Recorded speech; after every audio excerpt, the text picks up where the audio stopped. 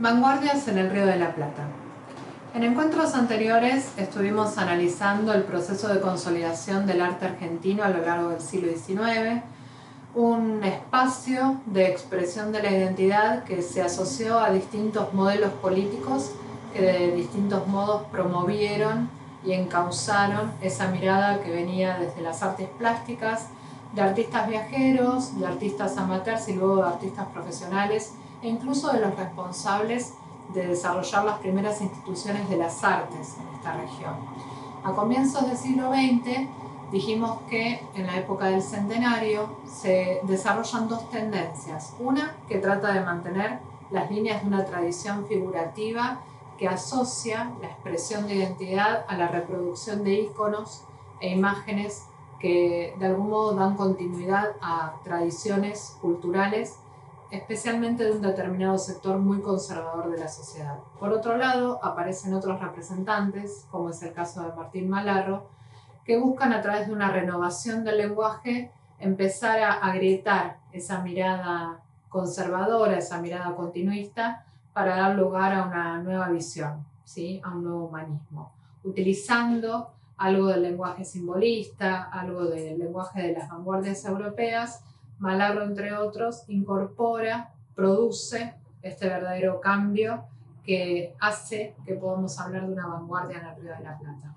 Ahora bien, hablamos en otros encuentros de las vanguardias históricas que en general están asociados al proyecto de la modernidad europea, es decir, artistas que no estaban conformes con los modelos tradicionales que se venían reproduciendo desde la academia en los últimos siglos, e incluso con aquellos que implicaban una renovación y que se venían desarrollando en las últimas décadas, pero que ya habían dejado de representar no solo a la sociedad, sino a aquellas personas que estaban quedando fuera de un sistema que de algún modo los explotaba y además los marginaba. Estos artistas de la vanguardia europea eran jóvenes que lo que buscaban era desarrollar un lenguaje propio, y como ese lenguaje no necesariamente se condecía con lo que otros jóvenes también proponían, empezaron a agruparse de acuerdo con necesidades, intereses y posibilidades y desarrollaron los primeros manifiestos de la vanguardia artística. Ahora bien, en el Río de la Plata el proceso es diferente. Lo que tenemos es, en particular, tres grupos de artistas que, de acuerdo con sus intereses, se asocian y participan de distintos movimientos, de distintas experiencias, en las cuales no necesariamente están involucrados solamente procedimientos artísticos. Tenemos hacia 1924 el desarrollo de las primeras vanguardias en el Río de la Plata. Reciben el nombre de vanguardias, reciben el nombre de modernidades, porque en definitiva es una categoría que implica una cierta homologación. Pareciera que las vanguardias europeas se trasladaron hasta el Río de la Plata. Ustedes tienen el material de trabajo, el texto de Cipollini, el texto de Pacheco, que son muy críticos de esta mirada. De hecho, Pacheco cuestiona la idea de homologación. Dice que en definitiva, más allá de los intentos conservadores del siglo XIX y de comienzos del siglo XX, hubo una ruptura y en nuestra región hay verdaderos vectores que pueden considerarse verdaderos referentes que no necesitan ser comparados con los de otras regiones. No es que acá el arte llega tarde y mal. Acá se desarrollan otras formas artísticas que seguramente tienen inspiración, tienen fundamentos que están relacionados con la experiencia europea, porque eso es parte de nuestra tradición, como dijimos desde el primer encuentro. Ahora bien, desmerecer la producción local en nombre de una supuesta imitación de un modelo ajeno es desmerecer algo que en definitiva requiere un reconocimiento por lo propio. En esta región, dijimos entonces, tenemos el desarrollo de tres movimientos con intereses muy diversos, muy divergentes, que además plantean una relación distinta respecto de esos modelos europeos. ¿Sí? Estos tres grupos son los de los artistas de Florida, ¿sí? El grupo Martín Fierro, los artistas de La Boca y los artistas de Boedo. Cada uno de los tres tiene una relación con los modelos de origen europeo, pero cada uno lo expresa de una manera distinta. Mientras que los artistas de Florida pertenecen a sectores digamos, burgueses de la sociedad que pueden viajar, y casi todos son artistas que han realizado su viaje iniciático a Europa, donde es tradición viajar para adquirir el lenguaje e iluminarse y empezar a producir un arte que valga la pena. Los artistas de la boca, en general, son de otro sector social, mucho más vulnerable, participan todos de una sociedad de fomento, tienen orígenes europeos porque son hijos de inmigrantes, pero esa pertenencia europea no implica que pierdan una condición de identidad respecto del barrio que los vio nacer. Y finalmente los artistas de Boedo tienen un vínculo con lo europeo, pero con el otro sector de Europa, el sector que está en permanente revolución, con los sindicalistas, con los anarquistas, con las revoluciones sociales que se están desarrollando en esa época en Alemania y especialmente en Rusia. Digo para que vean que cuando hablamos de vanguardia, a veces estamos usando una palabra que no necesariamente define lo mismo que define en Europa. Sí hay un vínculo con lo moderno, pero es una modernidad divergente, una modernidad que está relacionada con otros principios y lo que se busca es una pertenencia desde lo local. Tenemos que encontrar en cada uno de los artistas que vamos a ir viendo, que vamos a ir analizando, cuál es el vínculo que tienen con ese modelo europeo del que no nos podemos desprender hasta hoy, pero también cuál es la expresión que pueden hacer de esa mirada localista, de esa mirada regional. Dijimos que los artistas del grupo Florida pertenecen a un sector social que puede viajar a Europa. De hecho, casi todos viajan al taller de André Lot, donde realizan sus primeras experiencias y participan del diálogo con los artistas de la vanguardia europea. Entre los representantes del grupo Florida tenemos a Emilio Petoruti, a Azul Solar, a Spilimbergo, a Aquiles Badí, a Héctor Basaldúa, a Antonio Berni, a Nora Borges, a Horacio Butler, a Emilio Centurión, a Juan del Prete, a Raquel Forner, a Ramón Gómez Cornet y a Alfredo Butero, ¿sí? Entre otros. En esta generación hay algunos grandes maestros. Spilimbergo va a ser el maestro del ABC, ¿sí? ¿Se acuerdan? De Carlos Alonso, de Berni y de Castañino. Tres grandes representantes del arte argentino tradicional, por un lado, pero también de un arte argentino muy humanista, que tiene una conexión, un compromiso muy grande con las experiencias que va pasando en nuestra sociedad. Piensen en la obra más tardía de Berni, que pinta la vida de un chico que vive en la villa, ¿sí? Juanito Laguna y Ramona Montiel, una mujer que se prostituye. Piensen en Juan Carlos Castañino pintando el arte político, que durante muchas décadas fue censurado y muy poco difundido. Fue uno de los artistas que pintó la muerte del Che, que se sumó, digamos, iconografía que se sumó a las fotografías, además de realizar maternidades y caballos y la figura de Martín Fierro que tan difundida fue a través de Udeva. Y recuerdan la obra de Carlos Alonso, un artista muy comprometido, que hasta el día de hoy sigue desarrollando una obra de lo sublime terrible, podríamos decir, muy ligada a eso que veíamos en Goya, que tiene una hija desaparecida, que pinta, escenifica, pone en evidencia muchos de los delitos cometidos por esas manos anónimas, como se llama una de sus series, que durante la década del 70 trajeron al terrorismo de Estado en la Argentina. Decía, Spilimbergo es uno de los maestros de esta generación que va a seguir vinculado a proyectos posteriores con estos artistas y otros, incluso del muralismo mexicano. Lo que buscan estos artistas es esta renovación de los lenguajes plásticos, una provocación al sistema vigente, y una característica que van a tener sus producciones es justamente la divergencia. No vamos a encontrar una tendencia academicista que busque que todos trabajen igual de la misma manera, cada uno va a tener su lenguaje y ese lenguaje va a ser sumamente cosmopolita, que no se note dónde se produjo la obra, una búsqueda que se va a repetir en otras etapas del arte local. Los artistas de la boca son, como dijimos, en general descendientes de inmigrantes, en general provienen de familia italiana o de padres italianos, son de clase trabajadora, practican el arte como una especie de entretenimiento, no son profesionales del arte, en general fueron formados, decíamos, en una sociedad de estímulo. Casi todos fueron discípulos de Alfredo Lazzari, ¿sí? Que fue el gran maestro otra vez de este grupo.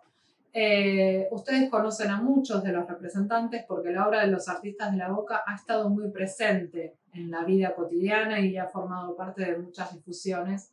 Conocen la obra de Lazzari, de Víctor Cúnsolo, de Eugenio Daneri, de Fortunato La Cámara y especialmente de Miguel Victórica y de Quinquela Martín.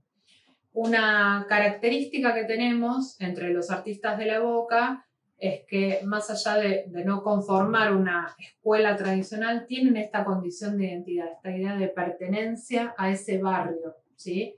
Que de algún modo funciona como una especie de patria chica. Esta italianidad sembrada y combinada en el ámbito boquense produce una iconografía que está muy asociada a la vida de los trabajadores. Es la vida de los trabajadores del puerto y la celebración del trabajo y de la vida cotidiana desde la alegría. Algo que va a estar muy en contraste con lo que es la propuesta de los artistas del grupo de Boedo, que se van a nuclear en torno a la editorial Claridad, que es una editorial socialista, que tiene sus talleres en la calle Boedo. La editorial Claridad la dirige Antonio Zamora, que es un periodista socialista que había estado trabajando, realizando crónicas del movimiento obrero para el diario Crítica. Crea la editorial con el fin de orientarla a la edición de literatura popular y contenido social. Alrededor de la editorial se empieza a reunir un grupo de escritores y de artistas de tendencias de izquierda, entre los cuales se destacan, por ejemplo, Leonidas Barletta, Elías Castelnuovo y muchos de los artistas que hasta el día de hoy seguimos rescatando y nombrando y homenajeando con la categoría de artistas del pueblo, ¿sí? Algunos de los principales representantes de esta tendencia son José Arato, Adolfo Belloc, Guillermo Ebecker, Abraham Vigo. Todas las obras que vamos a ver en general renuncian a las técnicas más tradicionales de la pintura, porque lo que buscan es hacer un arte popular, un arte que sea accesible, fácilmente reproductible. Entonces optan por las prácticas de original múltiple como el grabado, por ejemplo, por técnicas más económicas como el dibujo, que se pueden hacer con un fragmento de grafito o de carbón, por experiencias como las del mural, que ayudan a denunciar, a poner en el espacio público las situaciones de opresión y desigualdad que viven los trabajadores a quienes ellos sienten representar. En general, a través de la editorial, difunde Zamora las obras de estos artistas y también las ideas de muchos de los representantes, decíamos, del sindicalismo, de los movimientos anarquistas que tienen su origen en suelo europeo y que de algún modo representan la lucha. Es importante destacar que todas estas tendencias, más allá de las diferencias, presentan algo común, que es la idea de renovar el lenguaje plástico, pero además de renovar la mirada que los artistas tienen sobre el mundo.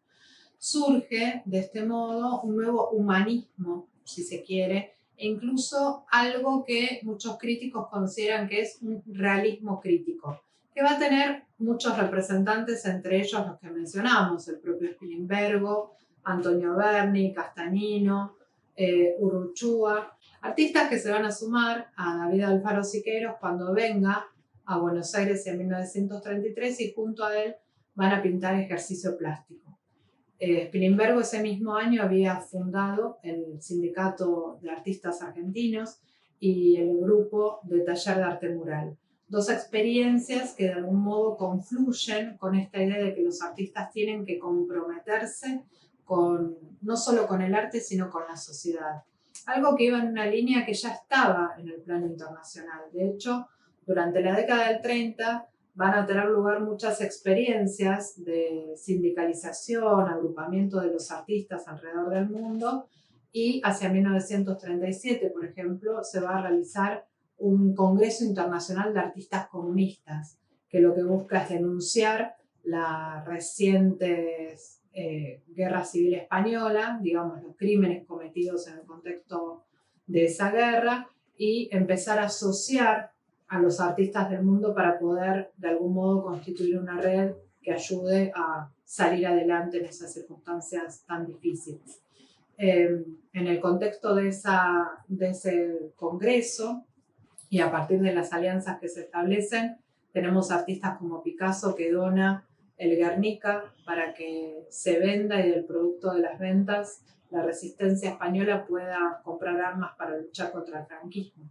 Digo, para que vean que los alcances del arte en la década del 20, en la década del 30, van mucho más allá de ser una experiencia artística. Están de la mano de la verdadera transformación. Los artistas están al servicio y por eso decimos que hay una transformación no solo de las operaciones dentro de la obra, sino de las operatorias, de cómo funciona este mundo del arte tan complejo. Ejercicio plástico es una experiencia que se realiza en la Quinta de Botana. Es un mural casi inmersivo, que de hecho está pintado sobre las paredes, el techo y el piso de un sótano de la Quinta, que durante muchos años fue extraído y guardado en un container y hace tiempo se recuperó y forma parte del Museo del Bicentenario que tenemos en la ciudad de Buenos Aires. Y básicamente lo que brinda es una experiencia que permite renovar la tradición que hasta ese momento se tenía de lo que era la práctica del arte mural. Ese ejercicio, digamos, ese mural en particular, va a estar realizado por estos artistas argentinos en colaboración con Siqueiros y va a contribuir, digamos, a ejercer esta renovación del campo de las artes en el Río de la Plata que va a ser tan característica de este momento histórico. Hacia 1944 tenemos el desarrollo de los primeros movimientos de arte concreto, estos artistas que dijimos renunciaban a la ilusión, a la abstracción de la figuración, de tratar de hacer creer que había un florero donde en realidad solo había pinceladas y telas y bastidor. Artistas que buscan a través de distintas experiencias relacionadas con la práctica plástica asociada al lenguaje geométrico, realizar obras que no sean representaciones, sino verdaderas presentaciones. Entender que el arte es arte presentado, ¿sí? Y que debe estar a disposición de un público que debe considerar que es accesible en tanto está realizado con los mínimos elementos indispensables para poder constituir un lenguaje plástico como son las líneas, los planos, los colores, sin intención de simular aquello que no hay, devolviendo al arte sobre su propia forma, su forma concreta. Allí tenemos varias manifestaciones distintas, tenemos un primer grupo que se llama arte concreto, ¿sí? Arte concreto invención, que prácticamente a los 2 años se divide y forma lo que fue la experiencia del MADI, donde tenemos varios representantes, entre ellos la figura de Igla Košice, que luego toma un camino divergente, realizando muchas experiencias dentro de lo que es el arte hidrocinético. Hay una nueva división hacia 1947, representada por los artistas perceptistas, como Raúl Loza, que buscan profundizar ese camino de exploración plástica que se inició con el arte concreto. Y luego tenemos, dice Pacheco, una serie de vectores que van manteniendo esta vigencia de la transformación en el arte argentino durante todas las décadas del siglo XX. Pacheco rescata a algunos artistas que realizan experiencias, incluso a la calle, ¿no? Como la figura de Alberto Greco, por ejemplo, pero también a los artistas que representan el arte político de la década del 50, el arte de la experimentación, como los artistas del Ditela, del ver y estimar de la década del 60, a los artistas de la nueva figuración, Deira, Machó, de la Vega, Noé, y también algunos artistas, como dijimos, Carlos Alonso, Gorriarena, Heredia, que a través de una obra sumamente comprometida, muy desgarrada, logran denunciar las experiencias que nuestra sociedad debe pasar con el desarrollo de las dictaduras que protagonizaron la historia política de nuestro país durante casi todo el siglo XX. En la década del 80, él rescata a aquellos artistas que volvieron del exilio y participaron de lo que se llamó en algún momento una primavera democrática, porque a partir del retorno de la democracia en 1983 se liberan muchos espacios de exposición y también se liberan muchos lenguajes que de algún modo recuperan protagonismo y escenario en la vida pública y en los espacios oficiales de circulación. Experiencia que Pacheco extiende y dice que se da también en los 90.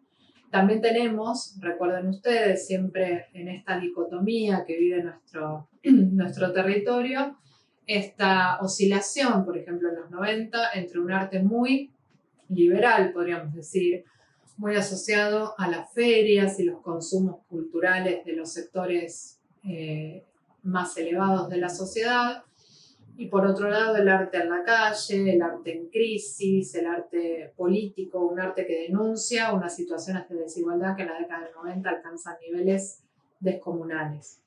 Digo, para que vean que este proyecto de pensar el arte argentino no tiene una solución.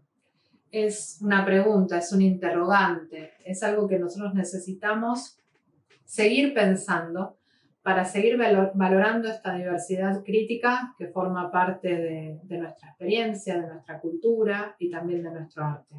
Encontramos 3 momentos en el siglo XIX en los que la idea de argentinidad se proyectaba de acuerdo con distintos modelos políticos, ¿sí? Con distintos modelos de gobierno. Encontramos una política de la historia como es la política mitrista que trata de negar la divergencia que hay en esos modelos y promete una unicidad que solamente es posible desde una teoría que se impone desde el poder. Encontramos unos modelos en el momento de lo que serían las vanguardias en el Río de la Plata, estas experiencias de renovación que lo que buscan es expresar esos nuevos humanismos, esas nuevas divergencias, esas nuevas experiencias técnicas que se dan en distinto vínculo con lo europeo, en distinta tensión con aquello que se vive allá. Y también encontramos una expresión del arte que a partir de la década del 50 en particular va cobrando un cariz de experimentación que se enriquece y se vuelve cada vez más diverso, más inacabado a medida que llegamos al fin de siglo. En ningún momento encontramos una respuesta a si hay una sola identidad argentina, si lo argentino es posible, si el arte argentino es algo que podamos terminar de definir. Lo interesante es que nos sirva a nosotros como matriz de análisis para mantener el espíritu crítico alerta y seguir enriqueciendo nuestra mirada acerca del arte. Muchas gracias.